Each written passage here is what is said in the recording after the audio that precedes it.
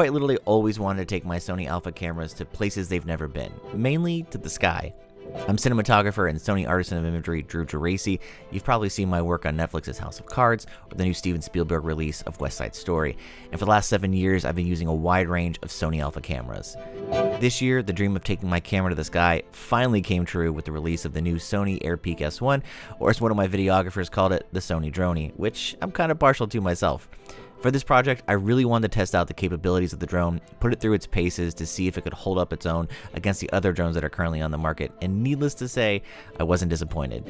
Having full control of the scene as a camera operator while my pilot flew really made setting up the shots a breeze and allowed me to have full creative freedom while we were flying. I've always been inspired by movies like Lord of the Rings, where there's a few scenes in the series where the cast traverses over the mountaintops of New Zealand, and I really wanted to pay homage to that in this piece by trying to emulate the same feel and look. Our model, who's an incredible woman, climbed up some decently high mountains in a skin-tight dress no less, in 10 to 20 degree weather, so we could capture a multitude of wide vista shots, something that can be really hard to do if you don't have the right lens, which is why I really love flying the Airpeak. I was able to use the Sony Alpha 1 with the 24mm 1.4 to capture a stunning array of shots that otherwise wouldn't really have been possible to capture from any other platform. The color, the detail, the ability to control the precise movement of the gimbal were all out of this world.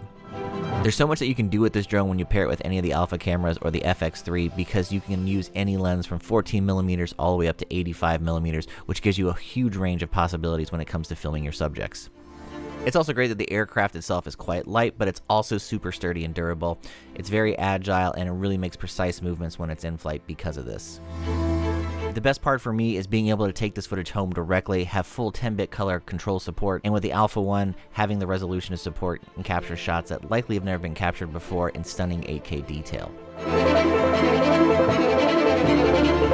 Overall, my experience flying with the Airpeak has been wonderful. I believe it's opened up so many more possibilities, and I know it's going to allow me to push myself even further to create incredible cinematic shots.